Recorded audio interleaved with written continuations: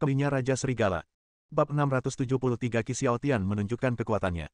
Puan Chen, batu giok ini sangat penting bagi kami. Li Yumo berkata dengan enggan. Chen Fan juga terdiam. Sekalipun dia benar-benar ingin memberikan batu giok itu sudah terlanjur masuk ke dalam tubuhnya dan dia tidak punya cara untuk mengeluarkannya.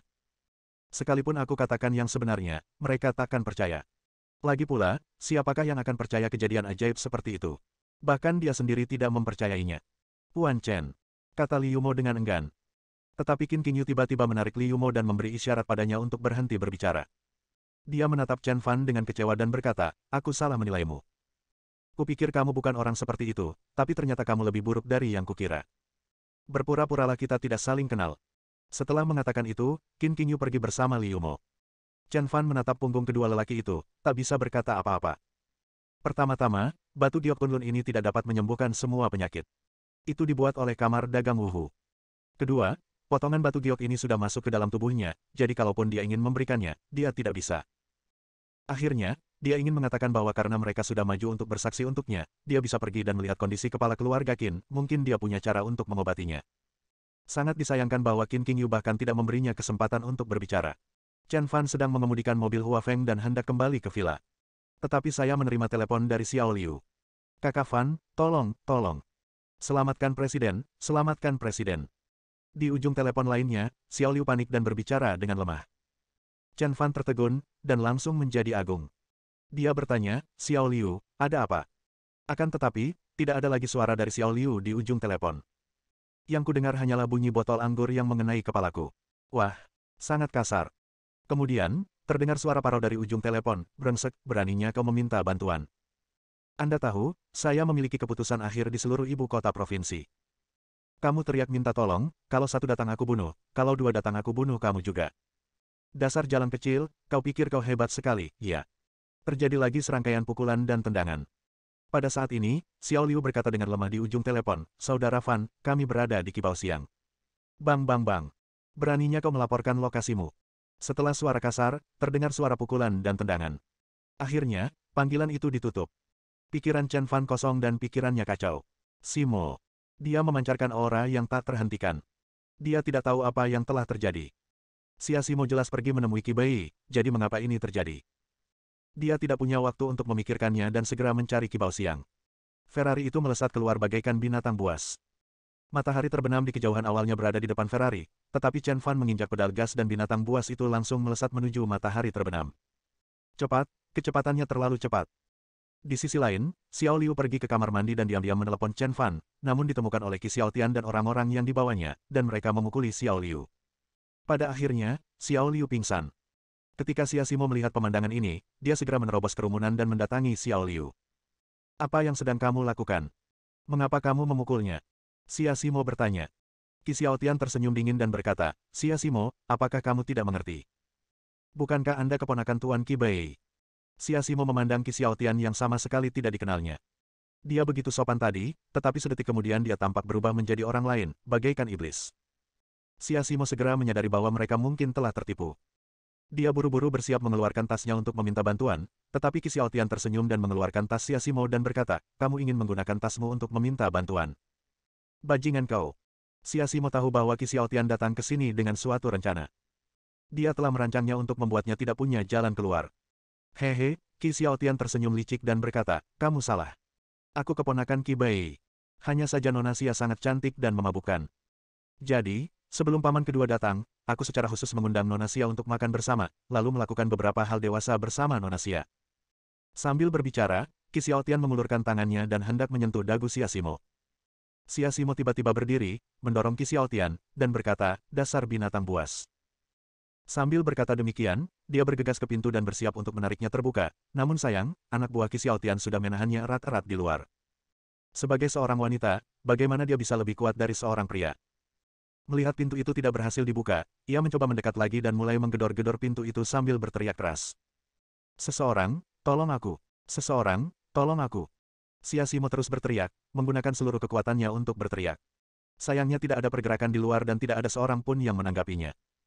Dia merasa ketakutan, tidak berdaya, dan putus asa. Qi Xiaotian berjalan perlahan ke sisi Xia Simo dan berkata, kamu mungkin tidak tahu kekuatan keluarga Kiku. Aku baru saja memesan seluruh restoran Kibao Siang. Orang-orang yang kamu lihat makan tadi telah kutendang keluar. Mengapa asistenmu dipukuli? Itu karena dia melihatku memesan seluruh tiket teater. Yang ingin kukatakan padamu adalah, sekalipun kau berteriak sekuat tenaga hari ini, tak akan ada seorang pun yang akan datang menyelamatkanmu. Jadi, menyerahlah saja. Aku suka wanita yang penurut. Qi Xiaotian mendorong Xia Simo ke dinding dengan kuat, lalu menerkam Xia Simo seperti iblis. Dia menundukkan kepalanya dan mengambil napas dalam-dalam di tubuh Xia Simo. Cantik, kok kamu bisa secantik itu, kok kamu bisa semengharukan itu, udah kelewatan nih buat abang. Darah Qi Xiaotian mendidih, dia hendak mencium leher Xia Simo, tetapi sebelum dia bisa melakukan apapun, Xia Simo menendangnya hingga ia berada di tempat yang panik. Ah, Qi Xiaotian menjerit dan jatuh ke tanah, menutupi area tersebut yang mana seluruh tempat tersebut menjadi kacau dan berteriak terus-menerus. Bab 674 kami di sini untuk membantu Anda.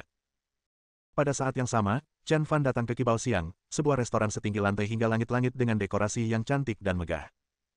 Tempat yang dulunya penuh dengan orang, anak-anak orang kaya, selebritis internet, dan model wanita yang datang berkunjung, kini sepi, hanya ada satu pintu kecil yang terbuka. Hal ini membuat Chen Fan merasa bahwa sesuatu yang buruk akan terjadi. Dia bergegas masuk dengan marah. Pada saat ini, Wang Yiyu dan Wang Shouxin sedang duduk di dalam Rolls-Royce Phantom mereka sendiri, perlahan lewat.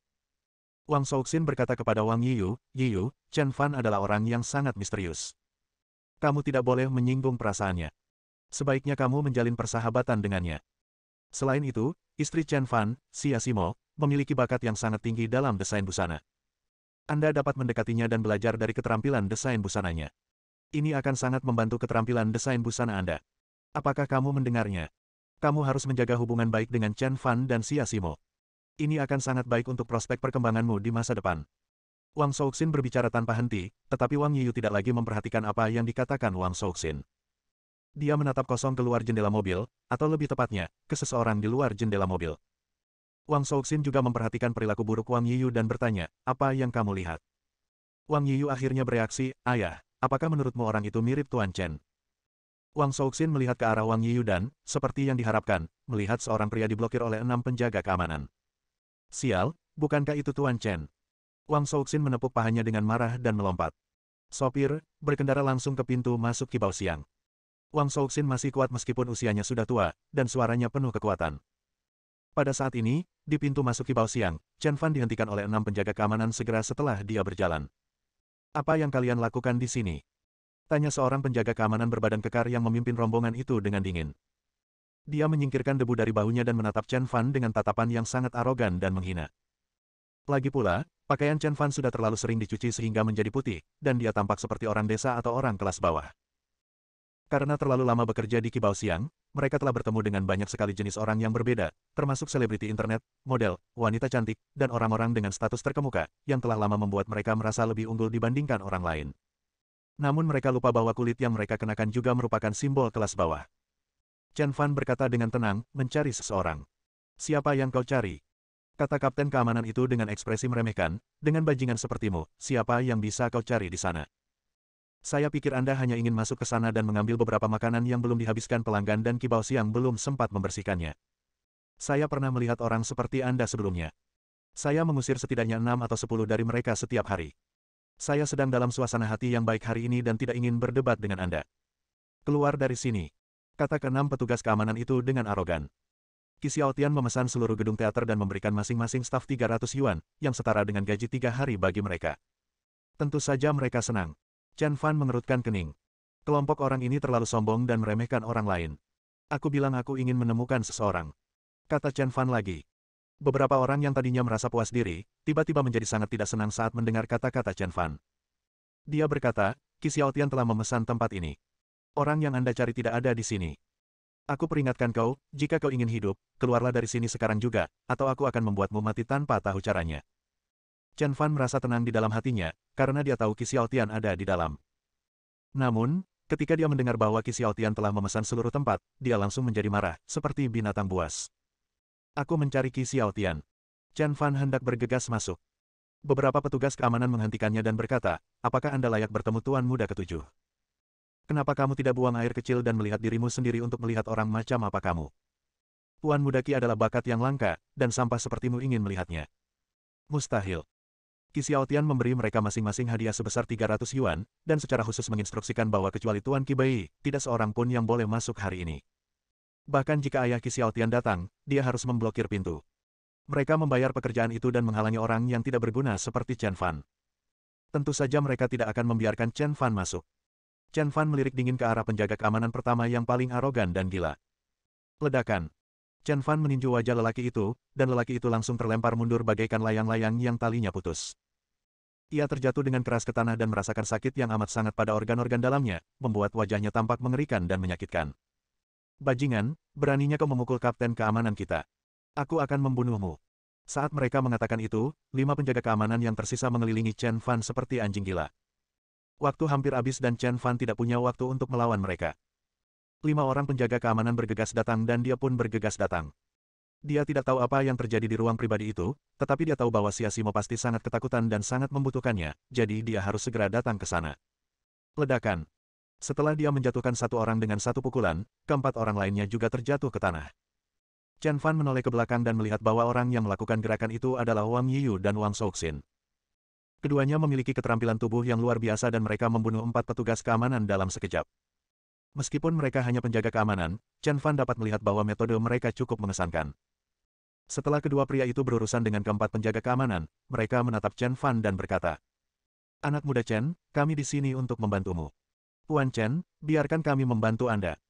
Chen Fan mengangguk penuh terima kasih, lalu berkata, "Waktunya hampir habis, terima kasih nanti, mari selamatkan orang-orang dulu."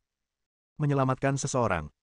Keduanya langsung mendapat firasat buruk, tetapi mereka tidak berani ceroboh dan berkata, "Baiklah, ayo ikuti Chen Xiaohao masuk."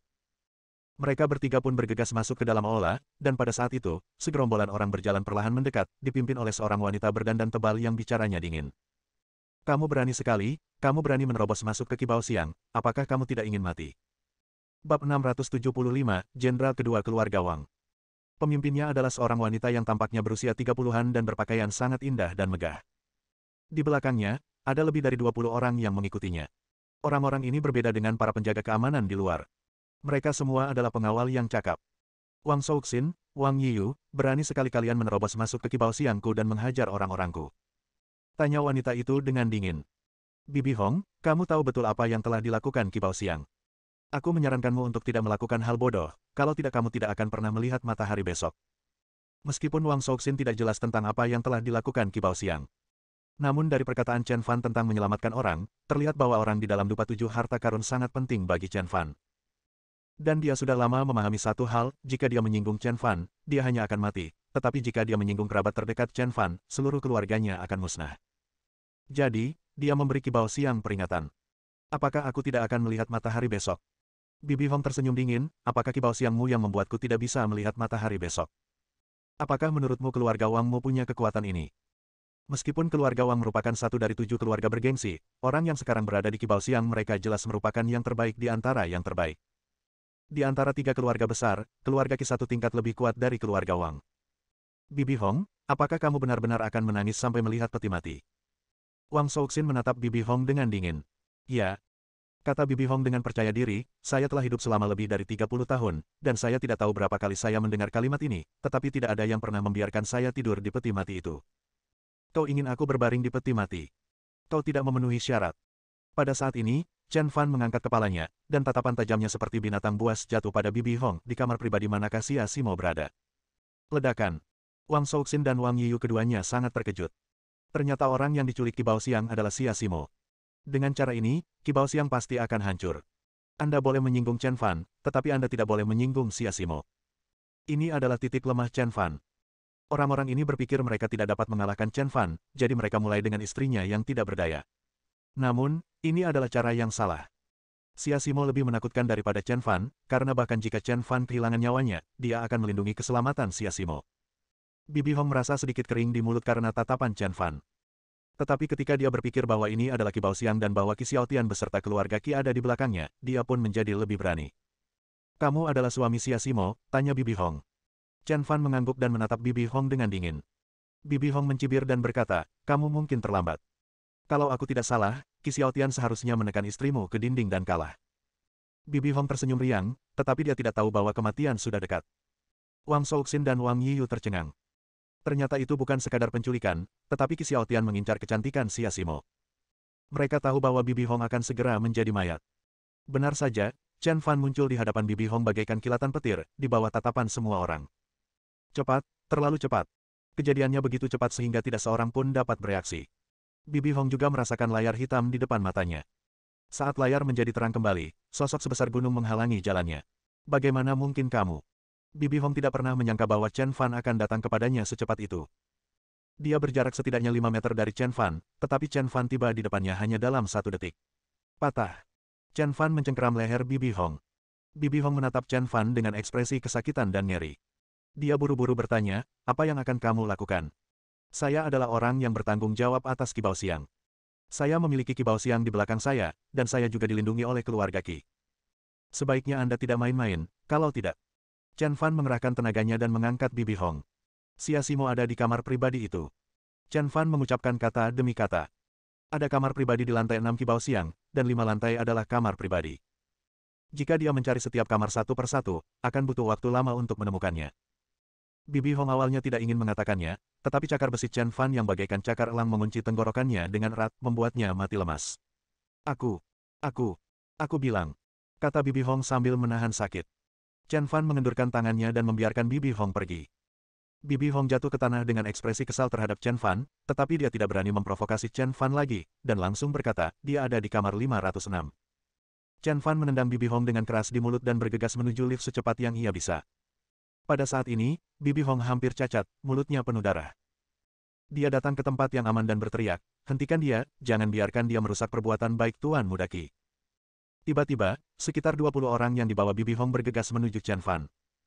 Chen Fan menatap orang-orang ini dengan dingin. Situasi Xia Simo tidak dapat diprediksi sekarang, dan dia sudah sangat cemas. Meskipun bajingan-bajingan ini tidak kuat, mereka memiliki keuntungan karena jumlahnya banyak, dan akan membutuhkan waktu baginya untuk menghadapinya. Dia mengeluarkan bayonet, siap membunuh tanpa pandang bulu dan mengakhiri pertempuran secepat mungkin. Tepat saat Chen Fan hendak mengambil tindakan, dua sosok tiba-tiba berdiri di depannya. Kedua orang itu tidak lain adalah Wang Souxin dan Wang Yiyu. Anak muda Chen, pergilah dan selamatkan Nona Xia dulu.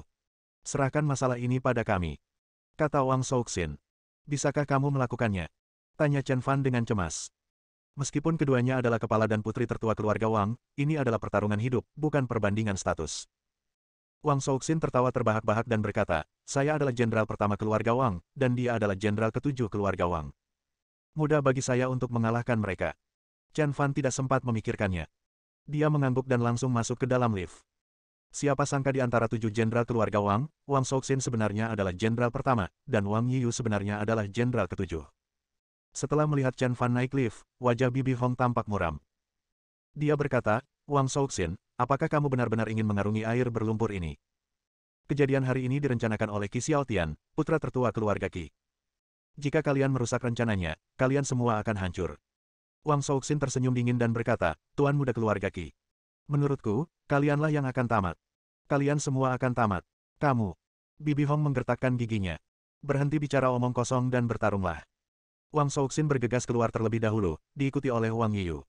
Bab 676 Qi Xiaotian gila. Pada saat yang sama, di ruang pribadi, Xia Simo memegang botol anggur pecah di tangannya. Dia tetap berdiri di sudut jalan, menunjuk Qi Xiaotian dengan botol kaca pecah, dan memperingatkan, jangan datang ke sini, jika kamu berani mendekat, aku akan membunuhmu. Tangan Xia Simo terus-menerus gemetar. Dia putus asa, kesakitan, dan tak berdaya saat ini. Namun, Qi Xiaotian sama sekali tidak takut. Dia menatap Xia Simo dengan wajah menakutkan, memperlakukannya seperti domba yang akan disembelih. Dia melangkah maju ke arah Xia Simo dan berkata, Xia Simo, jangan melawan, menyerah saja. Setelah mengatakan itu, dia bergegas menuju Xia Simo dengan ganas. Xia Simo juga cepat dan gesit. Dia menyapu botol kaca di tangannya. Pecahan kaca yang tajam menusuk tubuh Qi Xiaotian, dan darah tidak bisa tidak mengalir turun. Dalam sekejap, tangan kanan Qi Xiaotian berlumuran darah. Xia Simo memegang botol kaca itu erat-erat dan memperingatkan, Qi Xiaotian, jangan datang ke sini. Jika kamu berani datang ke sini lagi, aku akan membunuhmu. Minggir, aku bilang padamu untuk mundur sekarang. Xia Simo memaksakan diri untuk tetap tenang, menggunakan sudut dinding untuk menopang tubuhnya. Jika tidak ada dinding yang menopangnya, dia pasti sudah lama pingsan. Qi Xiaotian menatap darah di tangannya dan berkata dengan muram darah. Hahaha. Dia tertawa dengan arogan dan berkata, tahukah kamu mengapa aku memiliki sifat pemarah dan suka membunuh orang? Itu darah. Darah membuatku bahagia, membuatku bergairah, membuatku tak bisa berhenti. Aku suka rasa darah. Sekali aku mencicipi darah, aku akan benar-benar gila. Benar saja, Qi Xiaotian menjilati tangannya, dan darah yang sudah berwarna merah cerah pun dijilat hingga bersih olehnya. Pada saat ini, mata Qi Xiaotian menjadi menakutkan, atau lebih tepatnya, dia menjadi tidak rasional. Dia benar-benar iblis, dia mayat berjalan, dingin dan tak berperasaan, seekor ular berbisa. Dia bergegas menuju Xia Simo. Ketika Xia Simo melihat Qi Xiaotian seperti ini, wajahnya menjadi pucat pasi. Dia memperingatkan dengan suara keras, jangan datang ke sini. Jika kau berani datang ke sini lagi, aku akan membunuhmu. Namun, Qi Xiaotian mengabaikan peringatan Xia Simo dan terus bergegas menuju Xia Simo. Pada saat yang sama, Xia Simo menikam Qi Xiaotian dengan keras dengan botol kaca yang setengah pecah di tangannya. Botol kaca itu mengenai dada Qi Xiaotian dengan tepat. Kedalamannya sekitar 1 cm. Darah merah cerah muncrat keluar seketika, membasahi seluruh wajah Xia Simo. Bau darah membuat Xia Simo tercengang. Dia tidak pernah membunuh siapapun, atau lebih tepatnya, dia tidak pernah menyakiti siapapun. Biasanya, dia bahkan tidak berani membunuh seekor ayam, tetapi saat ini, dia menusuk dada Qi Xiaotian dengan botol bir. Dia tertegun dan terduduk di tanah karena takut. Ini adalah pertama kalinya dia menyakiti seseorang, dia gugup, gelisah, dan takut. Segala macam emosi memenuhi hatinya. Dia mengingatkan dirinya sendiri bahwa Qi Xiaotianlah yang menyerangnya lebih dulu. Dia seharusnya tidak menyalahkan dirinya sendiri, tidak boleh takut, dan tidak boleh gugup. Akan tetapi, meskipun ia menasihati dirinya sendiri seperti itu, kegelisahan di hatinya masih butuh waktu lama untuk mereda. Namun, saat dia mengangkat kepalanya, dia benar-benar menyesal dan benar-benar putus asa. Dia seharusnya tidak bersimpati pada orang gila ini, karena bersimpati pada musuh itu kejam terhadap diri sendiri. Ini memang benar. Dia berharap dia telah menikam Qi Xiaotian berkali-kali berturut-turut untuk membuatnya kehilangan kekuatan bertarungnya atau langsung mati. Namun sekarang sudah terlambat. Sepasang mata Qi Xiaotian yang gila menjadi benar-benar gila setelah dia menusuknya.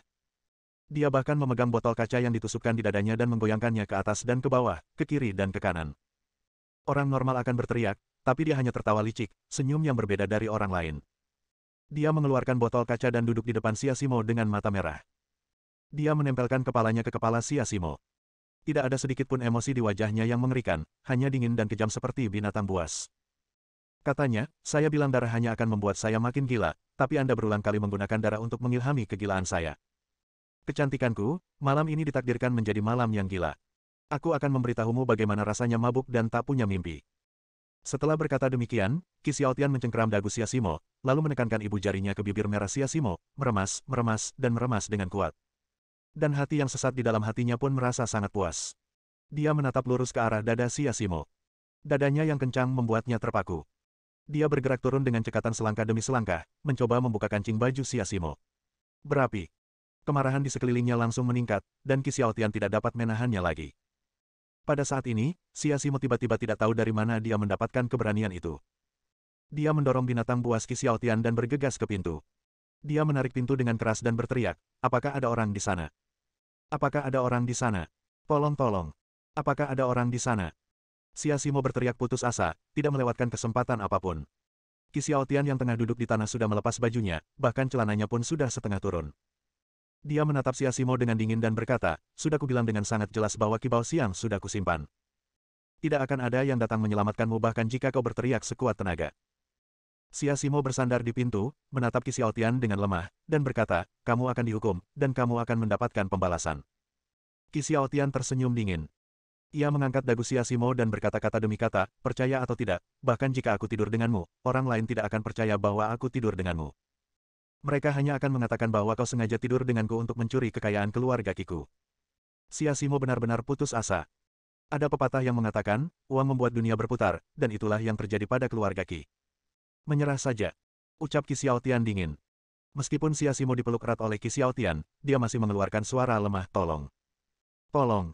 Pada saat ini, Chen Fan, yang baru saja keluar dari lift, mendengar panggilan Xia Simo. Untuk sesaat, dia seperti binatang buas, dan dia berteriak, Simo.